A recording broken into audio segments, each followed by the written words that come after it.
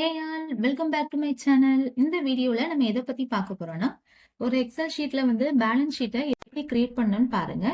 இதை தெரிஞ்சுக்கிறதுக்கு நமக்கு டேலியை பத்தி முழுசா தெரிஞ்சிருக்கணும்னு எந்த அவசியமும் கிடையாது. டேலியில மெயினா இருக்கக்கூடிய டெபிட் அண்ட் கிரெடிட் இந்த ரெண்டு செக்ஷன் மட்டும் தெரிஞ்சா போதும். நான் இங்க சில டேட்டாஸ் போட்டிருக்கேன். இந்த டேட்டாஸை பேஸ் பண்ணி டெபிட் அண்ட் கிரெடிட் எப்படி என்ட்ரு பண்ணணும், பேலன்ஸை எப்படி கிரியேட் பண்ணணும். பேலன்ஸ் கிரியேட் பண்ண இங்க ஒரே ஒரு ஃபார்முலா தான் நம்ம யூஸ் பண்ண போறோம். என்ன லெட்ஜர் இல்ல ஷார்ட்கட் கீ என்ன, இந்த மாதிரிலாம் நமக்கு எதுவும் தேவை கிடையாது. ஸோ எப்படின்னு பார்ப்போம். டேலியை விட இது ரொம்பவே இங்க போடுறது ஈஸியா இருக்கும். ஸோ எப்படின்னு பாருங்க. இப்போ இங்க ரவி அப்படின்னு ஒரு பர்சன் இருக்காங்க. இந்த ரவியோட எக்ஸ்பென்சஸ் அண்ட் இன்கம் இதை பேஸ் பண்ணி நம்ம அந்த ஷீட்டை போட போறோம். இப்போ ரவி சேலரி வாங்குறாங்க. இங்க என்ன பண்ணிருக்கேன் அப்படின்னா 50,000 என்டர் பண்ணிருக்கேன். அதாவது ரவியோட சேலரி 50,000. அதை டெபிட்க்கு கீழே என்டர் பண்ணிருக்கேன். டெபிட் அப்படின்னா என்னன்னு தெரிஞ்சுக்கோங்க. டெபிட் அப்படிங்கிறது நம்மளோட இன்கம்.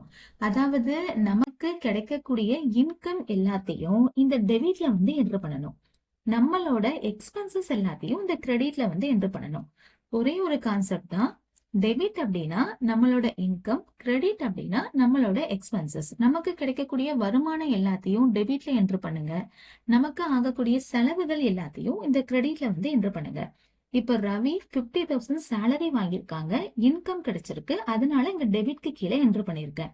இதே ரவி மில்க் வாங்கியிருக்காங்க 1,500க்கு, எக்ஸ்பென்சஸ் ஆயிருக்கு. ஸோ கிரெடிட்ல என்டர் பண்ணிருக்கேன். ரவி போன் பில் பே பண்ணிருக்காங்க 2,000. ஸோ எக்ஸ்பென்சஸ் ஆயிருக்கு, கிரெடிட்ல என்டர் பண்ணிருக்கேன். இதே மாதிரி ரெண்டல் கொடுத்திருக்காங்க. ஸோ பென் பாக்ஸ் வாங்கியிருக்காங்க. இது எல்லாத்துக்கும் ரவிக்கு எக்ஸ்பென்சஸ் ஆயிருக்கு, செலவாயிருக்கு. ஸோ கிரெடிட்ல என்டர் பண்ணிருக்கேன். இப்போ இந்த ரவி கிட்ட ஒரு பாக்ஸ் இருக்கு. அந்த பாக்ஸ் அவங்க சேல்ஸ் பண்றாங்க. சோல்ட் அப்படின்னா சேல்ஸ்னு அர்த்தம். ஸோ ரவி கிட்ட இருக்கிற பாக்ஸை சேல்ஸ் பண்றாங்க. அதுக்கு எவ்வளவு கிடைச்சிருக்குன்னா 300 ரூபாய் கிடைச்சிருக்கு, இன்கம் கிடைச்சிருக்கு. ஸோ டெபிட்ல என்டர் பண்ணிருக்கேன். இதே மாதிரி நியூஸ் பேப்பர் சேல்ஸ் பண்ணிருக்காங்க, 500 ரூபாய் கிடைச்சிருக்கு, டெபிட்ல என்டர் பண்ணிருக்கேன். ஃப்ளவர் வாங்கியிருக்காங்க, டின்னருக்கு போயிருக்காங்க, இங்க ஸ்டேஷனரி ஐட்டம்ஸ் வாங்கியிருக்காங்க, கேபிள் டிவிக்கு பே பண்ணியிருக்காங்க. இது எல்லாமே எக்ஸ்பென்சஸ். ஸோ கிரெடிட்ல என்டர் பண்ணியிருக்கேன். வாட்ச் சேல்ஸ் பண்ணியிருக்காங்க, 600 ரூபாய் கிடைச்சிருக்கு. ஸோ இன்கம் கிடைச்சிருக்கு, இங்க டெபிட்ல என்டர் பண்ணியிருக்கேன். இவ்வளவுதான் கான்செப்ட். சிம்பிள் தான். ஞாபகம் வச்சுக்க வேண்டியது டெபிட் அப்படின்னா இன்கம், கிரெடிட் அப்படின்னா எக்ஸ்பென்சஸ். இப்போ பேலன்ஸ் ஷீட்ல ஃபார்முலாஸ் அப்ளை பண்ணிடலாம். ஈக்குவல் கொடுங்க, என் கொடுங்க, பிராக்கெட் ஓபன் பண்ணுங்க.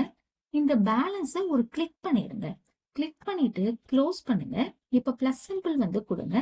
இந்த டெபிட்க்கு கீழே இருக்கிற ஃபர்ஸ்ட் செல்ல கிளிக் பண்ணணும். மைனஸ் கொடுத்துட்டு கிரெடிட்க்கு கீழே இருக்கிற ஃபர்ஸ்ட் செல்ல கிளிக் பண்ணணும். என்டர் கொடுங்க.